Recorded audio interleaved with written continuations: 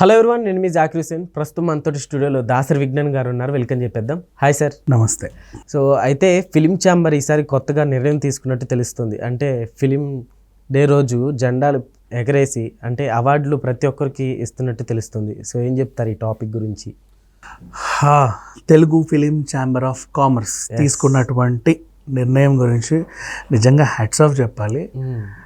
చాలా కాలం తర్వాత అదేంటో వీళ్ళకి ఆలోచన ఎందుకు వచ్చిందో కూడా తెలియదు. మేబీ టీఎఫ్డిసి చైర్మన్ దిల్ రాజు గారు అయిన తర్వాత ఏమైనా ఉచిత సలహా ఇస్తే వీళ్ళకి ఏమైనా అనిపించిందా, లేకపోతే కోమటిరెడ్డి వెంకటరెడ్డి గారు దగ్గరికి వీళ్ళు ఏమైనా వెళ్తే ఆయన ఏమైనా సలహా ఇచ్చారా, లేకపోతే ప్రభుత్వం తరఫున ఏమైనా ప్రోత్సాహం ఏమైనా అందిందా? ఐ డోంట్ నో, ఏమీ అర్థం కావట్లేదు. బట్ అద్భుతమైన ఆలోచన.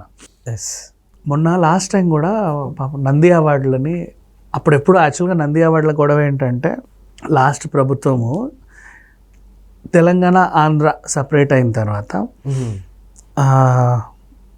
తెలంగాణకు సంబంధించిన పేర్లే ఉండాలి, ఆంధ్రకు సంబంధించిన పేర్లు ఉండొద్దు అని అనుకున్నారు. అలా ఇక్కడ మనకి లేపాక్షి స్టోర్స్ అని ఉండేది. ఈ ఇత్తడి వస్తువులతో ఆర్కిటెక్చర్ ఇవన్నీ మనకు శిల్పారామంలో అక్కడిక్కడ చూస్తామే. ఆ సత్సైనిగమంలో పెట్టే ఎగ్జిబిషన్లలో ఉంటాయి.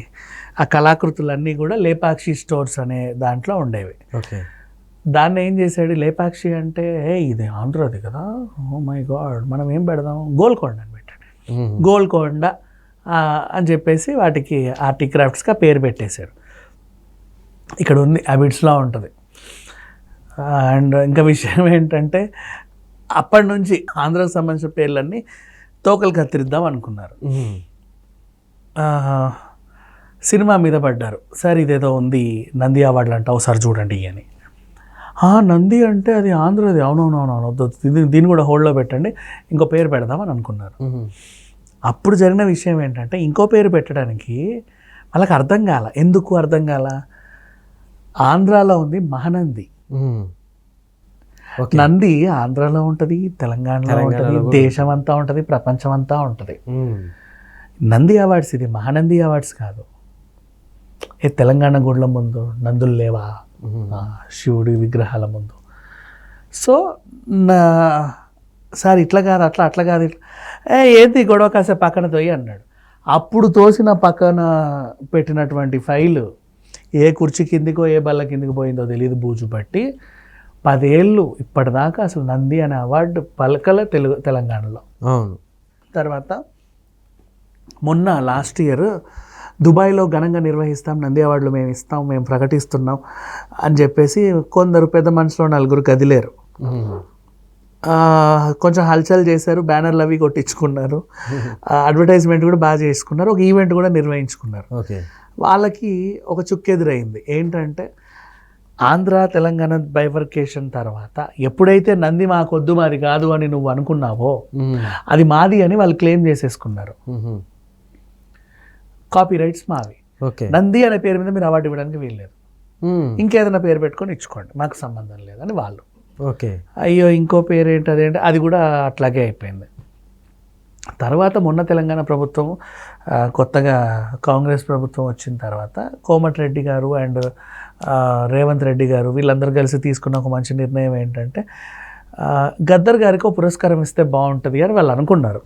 ఏ పురస్కారం ఇద్దాం, గద్దర్ పురస్కారం, సామాజిక పురస్కారం అలా ఇద్దాం, ఇలా ఇద్దామా, ఏ అవార్డుకి ఈయన పేరు పెడదామని అనుకుంటే సార్ ఒక సెక్షన్ 10 ఏళ్ల నుంచి ఖాళీగా ఉంది, దాన్ని పరిశీలిద్దాం అనుకున్నారు. వాళ్ళు తప్పేం లేదు, అది ఖాళీగానే ఉంది కదా.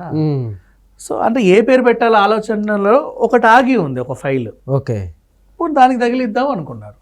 తర్వాత వీళ్ళందరూ గద్దర్ పేరు ఏంటబ్బా సినిమాలకి, అసలు ఆయన ఏం చేశారు అని సామాజికంగా ఏదో చేశాడు, సినిమాలకి ఎలా మా అయితే 1-2 పాటలు రాసుంటాడో పాడుంటాడో హౌ అని వీళ్ళకి ఎందుకో కొంచెం పెదవి విరుపు. రీజన్ అది ఆయనకు కూడా అవమానంగా ఉంటుందని వీళ్ళ ఫీలింగ్, ఆయన నచ్చలేదని కాదు. ఇప్పుడు నువ్వేంటి ఉత్తమ నంది విలన్, ఉత్తమ నంది హీరో, ఉత్తమ నంది క్యారెక్టర్ ఆర్టిస్ట్ అని అంటావు. అవును.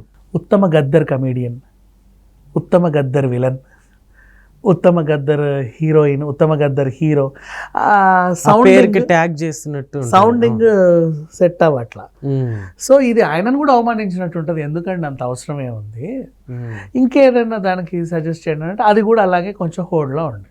ఓకే. ఇక గవర్నమెంట్ ప్రకారంగా ఏమైద్దో ఎప్పుడే పురస్కారం వస్తో మనకు తెలియదు. ఓకే.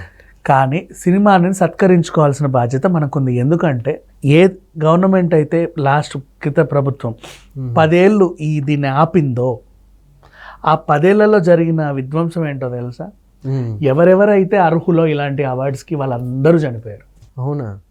ఏవిఎస్ గారు లేరు, జయప్రకాష్ గారు లేరు, ఎంఎస్ నారాయణ గారు లేరు, వేణుమాధవ్ గారు లేరు, శ్రీహరి గారు లేరు, అయ్యో ఒకరా ఇద్దరా, కైకాల గారు లేరు, నిజంగానే వీళ్ళు తెలంగాణ శకుంతల లేదు, కొండవలస లక్ష్మణరావు లేరు. ప్రతి సంవత్సరం వీళ్ళలో ఎవరో ఒకరికి ఏదో ధర్మారావు సుబ్రహ్మణ్యం గారు లేరు. వీళ్ళలో ఎవరో ఒకరికి ఇవ్వాలి అవార్డులు. అవును. ఓ సంవత్సరం ఈయన కమిడీ అయితే ఇంకో సంవత్సరం ఆయన కమిడీ, ఇంకో సంవత్సరం ఈయన కమిడియన్. ఆ 10 ఏళ్లలో ఎవరో రావాలి, లేరు. తెలంగాణ శకుంతలకు అవార్డు ఖచ్చితంగా ఇస్తారు, ఆవిడ లేదు. అయ్యో ఎవరు లేరు, ఎవరు లేరు. ఇప్పుడు ఇచ్చిన ఎవరికి నువ్వు ఎవరికి ఇస్తావు? ఈ మహామహులు ఎవరైతే ఆ పురస్కారాల గ్రహీతగా ఆ అర్హత ఉన్న వాళ్ళందరూ కూడా లేరు. అండ్ చరిత్రలో ఒక చాలా పెద్ద మిస్టేక్ చేసింది గత ప్రభుత్వం. మన మహామహులు ఎవరినైతే మనం సత్కరించుకోవాలో అసలు ఆ 10 years అసలు ఎవరికి ఆ 10 years లోనే జరిగింది. అందరూ చనిపోయారు. ఇండస్ట్రీలో ఉన్న గొప్ప గొప్ప వాళ్ళందరూ విశ్వనాథ్ గారితో సహా. విశ్వనాథ్ గారు అంటే లాస్ట్ టైం ఆయన కూడా ఆ టైంలోనే గవర్నమెంట్ కొంచెం ఎస్పి బాలసుబ్రహ్మణ్యం గారు లేరు. అసలు ఎంతమంది ఒకరు కాదు, ఇద్దరు కాదు, అందరూ మహామహులు అందరూ లేరు. ఇట్లాంటి టైంలో సరే పోన్లే, మనం సత్కరించుకోవాలనుకున్న మహామహులు లేరు. ఇప్పుడు వాళ్ళకి సత్కారం ప్రకటించినా కూడా ఇంక ఉపయోగం లేదు. సరే చూద్దాం, ఇకనైనా ఇలాంటి పొరపాటు జరగకుండా చూసుకునే బాధ్యత మనది. ఓకే. మహామహులు ఉన్నారు మనకి, ఇంకా మంచి మంచి నటులు ఉన్నారు, గొప్ప గొప్ప నటులు ఇంకా ఉన్నవాళ్ళు ఉన్నారు. వాళ్ళు సినిమాలు చేస్తున్నారు, ఉత్తమ నటన ప్రదర్శిస్తున్నారు, కొత్త నీరు వస్తుంది, కొత్త వాళ్ళు కూడా బాగా చేస్తున్నారు. వాళ్ళని సత్కరించుకోవాల్సిన బాధ్యత మనకు ఉంది. సరే ప్రభుత్వం ఇవ్వకపోని మనమైనా చేద్దాం అని